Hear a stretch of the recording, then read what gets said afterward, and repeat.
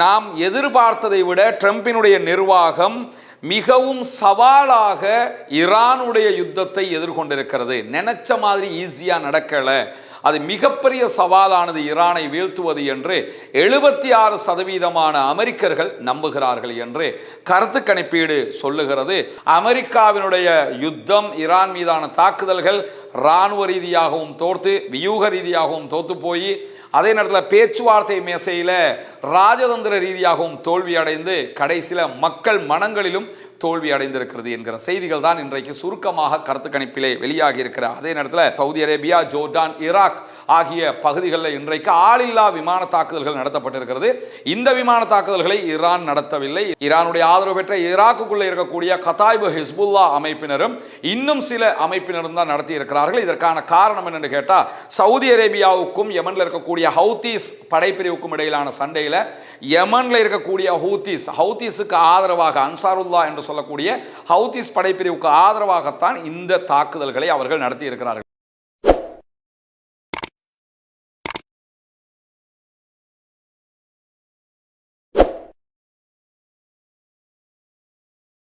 அன்றுக்கினிய சகோதர சகோதரிகளே, நம் அனைவர் மீதும் ஏக இறைவனுடைய அமைதியும் கருணையும் உண்டாகட்டுமாக என்கிற உயரிய பிரார்த்தனைகளோடு, மத்திய கிழக்குல ஈரானுக்கும் அமெரிக்காவுக்கும் இடையிலான யுத்தம் ஒரு 3 நாட்கள் சற்று தணிந்திருக்கக்கூடிய சூழல்ல இன்றைய நாள் அமெரிக்க அதிபர் டொனால்ட் ட்ரம்பை சந்திப்பதற்காக இஸ்ரேலிய பிரதமர் பெஞ்சமின் நெத்தன்யாகு நியூயார்க் டிசிக்கு பயணம் மேற்கொண்டிருக்கிறார் என்கிற செய்திகள் வெளியாகி இருக்கிறார். அதே நேரம் சவுதி அரேபியாவுக்கும் யமனில் இருக்கக்கூடிய ஹூத்தி படையினருக்கும் இடையிலான சண்டைகள் இன்றைக்கு இன்னும் ஒரு திசையை நோக்கியும் உச்சம் கண்டிருக்கக்கூடிய செய்திகள் வெளியாகி இருக்கிறது. குறிப்பாக ஈராக்கில் இருக்கக்கூடிய ஈரானுடைய ஆதரவு பெற்ற ஆயுத குழுக்கள் இன்றைய நாள் சவுதி அரேபியாவின் மீது பலத்த தாக்குதல்களை நடத்தி இருக்கிறது. கூடவே ஜோர்டானுடைய நிலைகள் மீதும் அவர்கள் தாக்குதல்களை நடத்தி இருக்கிறார்கள் என்கிற செய்திகள் வெளியாகி இருக்கிறது. அதற்கு முன்பதாக இன்றைக்கு அமெரிக்காவில் மேற்கொள்ளப்பட்ட ஒரு கருத்து கணிப்பீட்டின் ரிசல்ட்டுகள் வெளியாகி இருக்கிறது. அமெரிக்காவுக்கு இஸ்ரேலிய பிரதமர் பெஞ்சமின் நெத்தன்யாகு பயணிக்கிற இந்த தருணத்தில்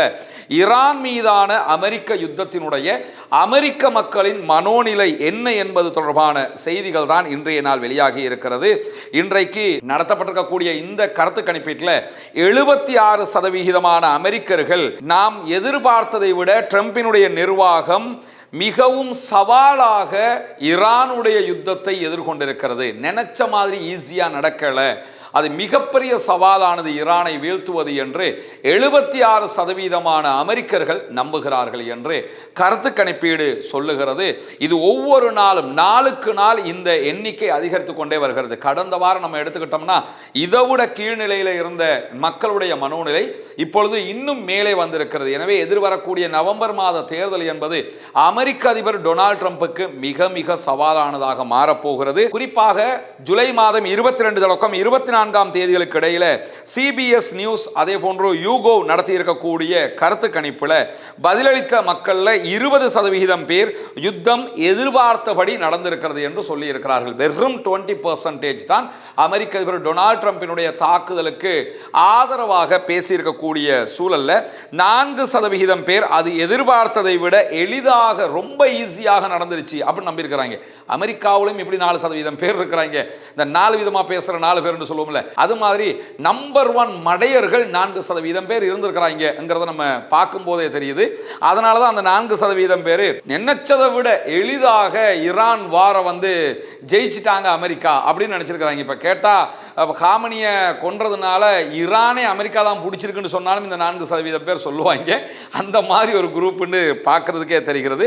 இதே நேரத்தில் 58% பேர் நடந்து வரக்கூடிய மோதல்களை நிச்சயமற்றதாக கருதுகிறார்கள். இது எப்படி போய் முடியும்னு எங்களால் சொல்ல முடியாது என்று சொல்லி இருக்கிறார்கள். 57% பேர் இந்த அமெரிக்காவினுடைய தாக்குதல்கள் விரக்தியை தருவதாக சொல்லி இருக்கிறார்கள். இதெல்லாம் தேவையா என்கிற விதமாக கருத்துக்களை சொல்லி இருக்கிறார். அதே நேரம் 36% பேர் அவநம்பிக்கையை வெளிப்படுத்த 19% பேர் மட்டுமே நம்பிக்கையுடன் இருப்பதாகவும் சொல்லி இருக்கிறார்கள்.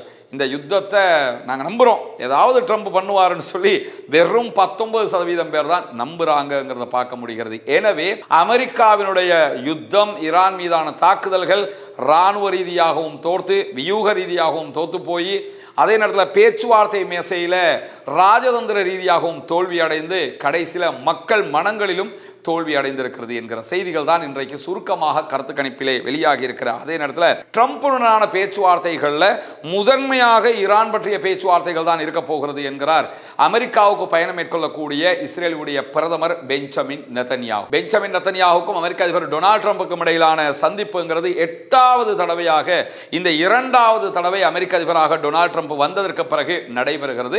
இந்த நிலையில தான் இந்த சந்திப்பில் ஈரானுடைய பேச்சுக்களை முதன்மை நோக்கமாக அவர் சொல்லி இருக்கிறார். அது மட்டுமல்லாம இஸ்ரேலுங்கிற பாலஸ்தீனத்தை ஆக்கிரமித்து உருவாக்கப்பட்ட பகுதியை பாதுகாப்பதும் அவர்களுடைய நலன்களை பாதுகாப்பது தான் எங்களுக்கு ரொம்ப முக்கியமானது. எனவே அதுக்காக நாங்கள் எதையும் பண்ணுவோம் என்று கருத்து தெரிவித்திருக்கக்கூடிய இஸ்ரேலிய பிரதமர் பெஞ்சமின் நெதன்யாகு அமெரிக்க அதிபர் டொனால்ட் ட்ரம்பை ஈரானுடனான ஒப்பந்த விவகாரத்தில் வலிக்கு எடுத்துக்கொள்வாரா என்கிற கேள்விகள் இருக்கிறது. ஏன்னா அமெரிக்கா இந்த யுத்தத்திலிருந்து எப்படியாவது வெளியேறணும்னு நினைக்கிறாங்க. அதற்கு முடியாமல் இருக்கக்கூடிய சூழல்ல தொடர்ந்து அமெரிக்கா யுத்தம் பண்ணணும் என்கிற ஒரு நிலைப்பாட்டில் தான் இஸ்ரேல் இருக்கிறது. அந்த நிலைப்பாட்டை உறுதிப்படுத்துவாரா இஸ்ரேலிய பிரதமர் பெஞ்சமின் நெதன்யாகு என்பதை இந்த பேச்சுவார்த்தைகளுக்கு பிறகுதான் நாம் பார்க்க முடியும். எனவே பேச்சுவார்த்தை தோல்வியா வெற்றியா என்பதை நாளை நாம் பார்த்து விடலாம். இதற்கு மத்தியிலே இன்றைக்கு வெளியாகி இருக்கக்கூடிய இன்னும் ஒரு முக்கியமான செய்தி என்னன்னு கேட்டா, அமெரிக்காவினுடைய முக்கியமான தளபதிகள் நடத்தி இருக்கக்கூடிய ஒரு ஊடக சந்திப்பு இன்றைக்கு நடைபெற்றிருக்கிறது. ஆக்சியோஸ் இது தொடர்பான பல செய்திகளை வெளியிட்டிருக்கிறார்கள். அந்த செய்திகளில் வெளியிடப்பட்டிருக்கக்கூடிய முக்கியமான அம்சம் என்னன்னு கேட்டா, ஈரானுடனான பேச்சுவார்த்தைகள் தோல்வியுற்றால் கடுமையான தாக்குதல்களை மீண்டும் ஈரான் மீது அமெரிக்க அதிபர் டொனால்ட் ட்ரம்ப் நடத்த இருக்கிறாரு என்று செய்திகள் சொல்கிறது. ஆனால் உண்மை அதுவல்ல. அதுக்கு மாற்றமான ஒரு முக்கியமான செய்தியும் இன்றைக்கு வெளியாகி இருக்கிற அதே நேரத்தில் அமெரிக்கா ஈரானுடன் மிக ஆழமான பேச்சுவார்த்தைகளை நடத்தி வருகிறது என்று சொல்லக்கூடிய அமெரிக்க அதிபர் டொனால்ட் ட்ரம்ப் மேலதிகமாக என்ன சொல்றாருன்னா, இந்த பேச்சுவார்த்தைகள் சக்சஸ்ஃபுல்லாக நடக்கல என்று சொன்னா நாங்கள் உச்சகட்டமான ஆழமான தாக்குதல்களை ஈரான் மேலே நடத்துவோம் அப்படின்னு சொல்லியிருக்கிறாரு. ஆனால் இந்த பேச்சுக்களுக்கு மத்தியில் அமெரிக்க அதிபர் டொனால்ட் ட்ரம்ப் அடிக்கடி சொல்லி வந்த ஒன்று தான், ஈரான் கெஞ்சுது, கதறுது, காலில் விழுவுது, எங்ககிட்ட யுத்தத்தை நிறுத்துங்க, சமாதானமாக போவோம்னுலாம் கேட்குறாங்கன்னு சொன்னாங்க. ஆனால் உலகத்துக்கே தெரியும் ஈரான் கெஞ்சவே இல்லை, ஈரான் வலுவாக நிற்கிறது என்று. இந்த நிலையில் ஈரான் கெஞ்சல, அமெரிக்கா தான் யுத்த நிறுத்தத்தை வேண்டி நிற்கிறது என்கிற செய்திகள் இன்றைக்கு உறுதிப்படுத்தப்பட்ட செய்திகளாக வெளியாகி இருப்பதை நம்ம பார்க்க முடியும்.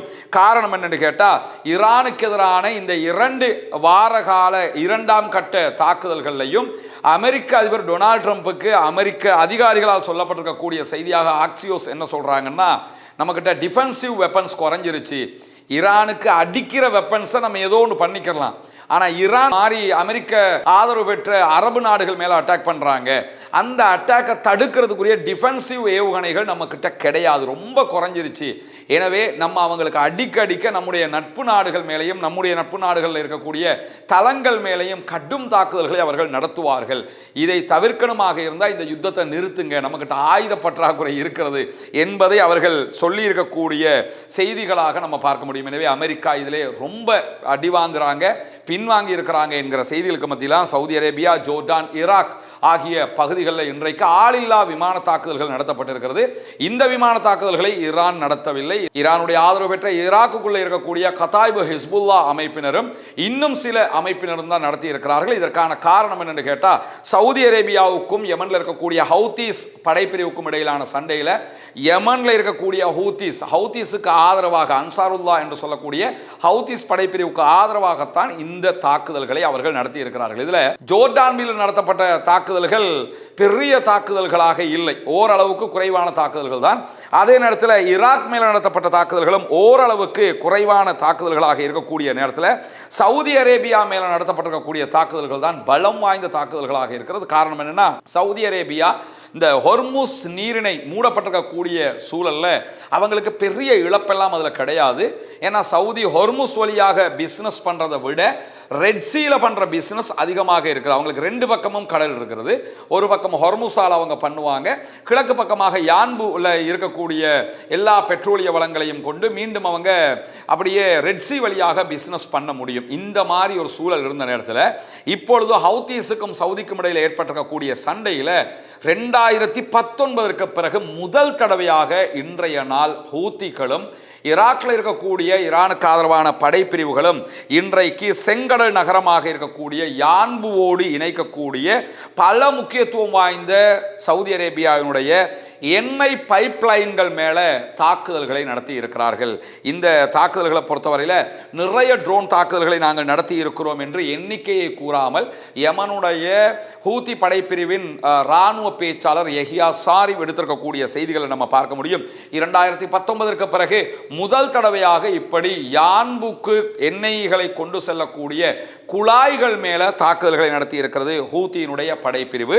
இந்த யான்புக்கு கொண்டு செல்கிற நாட்டினுடைய கிழக்கு எண்ணெய் வயல்களில் இருந்து போகக்கூடிய குழாய்கள் வழியாக போகக்கூடிய எண்ணெயினுடைய அளவை நீங்க பாத்தீங்கன்னா 1200 கிலோமீட்டர் தூரத்துக்கு சவுதி அரேபியா இந்த பைப் லைன்களை அடிச்சிருக்கிறாங்க, செஞ்சு வச்சிருக்கிறாங்க. சவுதிக்குள்ள பெரிய பெனிஃபிட்டா இது பார்க்கப்படுகிறது. ஹொர்முஸ் மூடினாலும் சவுதி ஹொர்முஸுக்கு பக்கத்தில் இருக்கக்கூடிய எண்ணெய் வயல்களில் இருந்தே குழாய் வழியாக 1200 கிலோமீட்டருக்கு பெட்ரோலிய பொருட்களை கொண்டு போய் யான்புல இருந்து கடல் வழியாக ரெட் சி வழியாக அவங்க பிசினஸ் பண்றாங்க.